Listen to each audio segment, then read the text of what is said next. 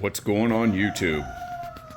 So I've had this Polaris now for a couple weeks, so let's talk Polaris.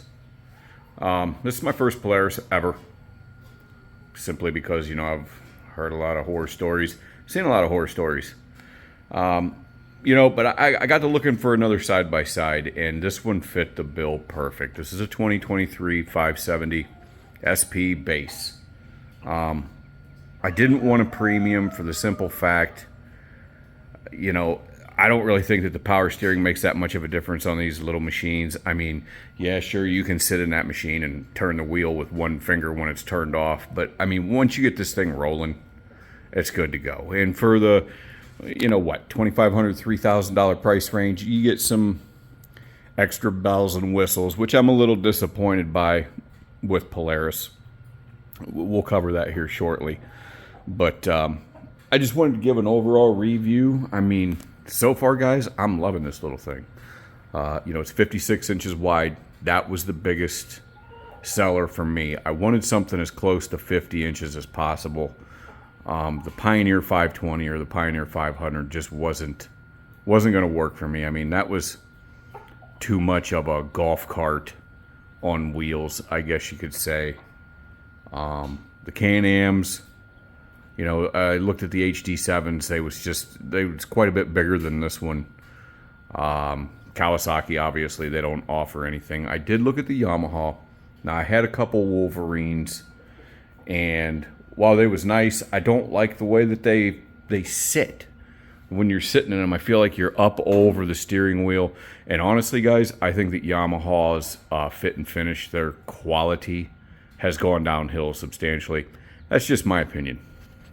As far as this Ranger 570 goes, so far I'm really impressed by fit and finish and quality. I mean, from what I've seen, I'm super happy with it. It's got pretty much all the power that I need for what I'm doing. I'm just using it around my property down in Southern Ohio. Used it a lot around my property up here where I live at right now. So far, it's been a great little buggy. The only thing that I'm having problems with, I had to take it back to the dealership, and they can't seem to find it, and I can't seem to find it. For some reason, there's a mysterious antifreeze leak. Every once in a while, I'll get a little pull of antifreeze. Not a little pull, just a couple little specks, like eye droplets of antifreeze down here. I put it on a pressure tester, couldn't find it. I even used a special infrared light with glasses to try and see if it was coming from the hose or if it was leaking from anywhere. I couldn't find it, so I ended up taking it back to the Polaris dealership. Obviously, it's brand new. They hooked it up to a pressure tester. They can't find the leak. Crazy story. They had it up there at the dealership, had it hooked up to a pressure tester for, I want to say, a couple hours or something like that. Couldn't find the leak, couldn't replicate it.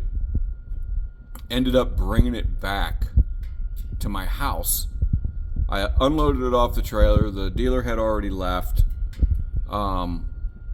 Raced it around the block a couple times, was zipping around in the yard doing a few things, pulled it in for the night, and I thought, just for shits and giggles, I'm going to look and see. Sure enough, there was antifreeze there. So I don't know what's going on. I don't know where it's coming from. Maybe you guys can talk about it a little bit. Maybe you'll have some ideas.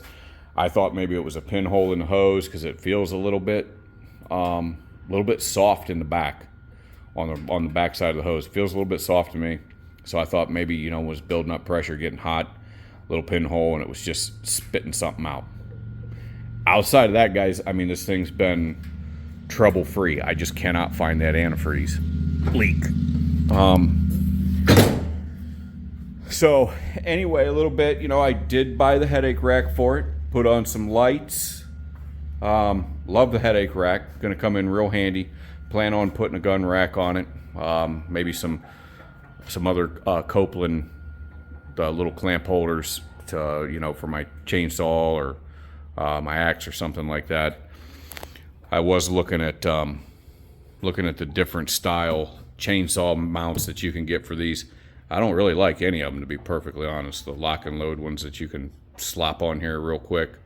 I haven't been too impressed, so I haven't bought one yet. I did buy this little storage container by Kemimoto, or however you pronounce it. This little thing's pretty nice. Real solidly built. Probably put some ice in there, and your beverage of choice, whatever. Put a roof on it. I did put the winch on it. Put this front light bar on it. Put the front light bar on simply because, and shame on Polaris, for those of you that don't know, I mean, I didn't. This is my first Polaris. The base model does not come with a high-low switch. It's literally just a single beam headlight that works off of the key. And that is absolutely ridiculous, guys. I mean, Polaris, you got to do better than that. Every machine on the planet has a high and low beam switch for the headlights. That's just beyond ridiculous.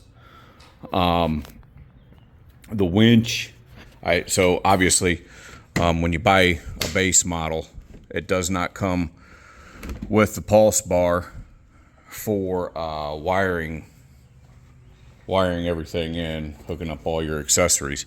So I did have to put the pulse bar in as well. Now, this was a little bit of a learning curve for me, guys. This harness right here, talk about crappy instructions from Polaris with this as well. It's actually supposed to run behind this cover, but it's almost virtually impossible to do that, so I just ran it on the front. The pulse bar, as far as the pulse bar is concerned, when you buy these pigtail plugs that come out where you can wire in all your accessories, that was a whole learning curve, trying to get everything to work off of the key power instead of constant hot with the relays and stuff. You have to do some rewiring, so you're not running constant hot and worry about catching your piece of equipment on fire, because when you hook up these light switches, if it's constant power, obviously the blue is going to stay on, and then if you don't hook it up to where when you turn the key on, the lights come on, you can, if depending on how you wire it, these lights ain't going to come on, but then when you turn the lights on, they'll light up. But so I figured out you had to do a little bit of rewiring on the relays to get everything to work correctly like it was supposed to. So that was a little bit of a learning curve. I put a review mirror on it. Let me see, what else have I done to it? As far as accessories is concerned, guys, I think that's really about it. The winch, the lights. These are this light bar, in case anybody's interested, is from Nylite. I want to say it was 400 watts or something like that. That's pretty bright. These lights back here from Nylite, these little cube lights. I've used these things for years. If you guys look at any of my other reviews, you'll see that I have some on some of the other pieces of equipment that I've done reviews on. But they're extremely bright. Maybe not so much in the daytime, but this front light bar is absolutely obnoxious at night. I mean, it'll light up the whole frickin' street.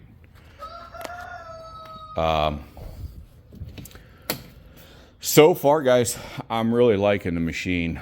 My rooster did me an injustice and jumped up on the hood of this and just tore the absolute crap out of it. My suggestion, which I planned on doing anyway, but I'm going to have to do it sooner than later, is I was going to get the mossy oak vinyl wrap, and I was going to vinyl wrap this front, because I personally never buy a four-wheeler or a side-by-side. I always try and get camo, just because if it wasn't my rooster, the first time that this thing went in deep into my woods down in southern Ohio, it would have been scratched up anyway, and it would have looked like it was 100 years old after one weekend of being down there. So, yeah, I could have bought the camo, but it's a premium version, and I didn't. I don't know. Maybe I would have. If I had it to do over again, maybe I would have bought the premium model and got the camo. Power steering just ain't that big of a deal to me.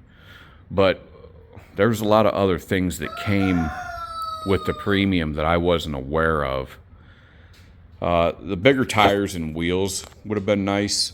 Not so much the rims. I don't really care if it's got aluminum rims on it or not. I kind of like steel wheels on utility vehicles. They don't seem to mar up as easily as the aluminum.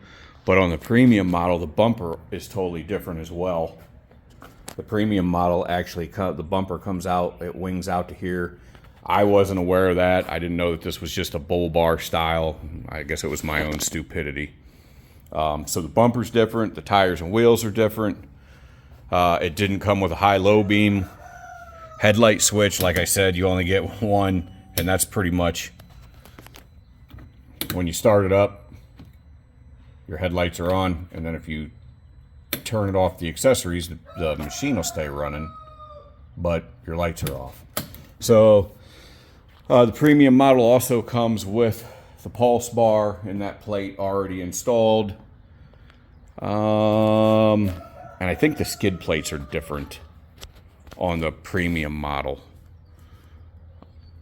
I mean, for the $3,000 price difference, is it worth it to me? It wasn't. I mean, so that's ultimately why I ended up getting a base.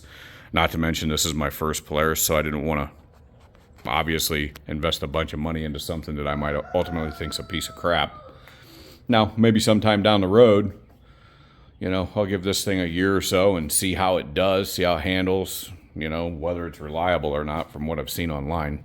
These little Rangers are pretty reliable units, especially the 570 motor. I guess it's one of Polaris's more reliable pieces. But anyway, I just wanted to do a quick review. So far, guys, I think it's a good little side by side. I got close to 30 miles on it or something like that. Fit and finish, quality, everything seems to be good on it. Has plenty of power. Pulls my 20-foot equipment trailer out there, as you can see. Pulls it around like it's not even back there. Really like the tailgate. You know, it's kind of just like a pickup truck. Don't quite understand what the 4 cup holders are for, but it's kind of the same way in the cab. They have 4 cup holders in there, 2 up top and 2 down there. Now, I believe that they did this. I think they put the 2 down there because you can actually get accessories where this will come out and something else will go in that would, and then you wouldn't have your cup holder. So I think that was pretty good on their part, if that's the reason why. Yeah, super comfortable. Drives like a Cadillac. You know, the suspension, that's one thing that they've always said about Polaris, is that they're, you know, soft plush rides, and this is no different. The base model does come with the under-seat storage. If you end up buying a base model, now from my understanding, all the 24s and up come with the under-seat storage and come with the LED lights. So this is a 23 model. Had I known that there would be that much of a difference between the 24s, I might have went that route. I don't know. I ultimately ended up getting this thing for $13,500 out the door with the winch included and the roof included. And that was about a month ago. So anyway, guys, I just wanted to shoot a quick video, give you my thoughts on it. So far, I'm liking it. I'll keep you posted and get some more videos once I get it down on my property and start doing some work with it. If you don't mind, like and subscribe to the channel. Thanks, guys.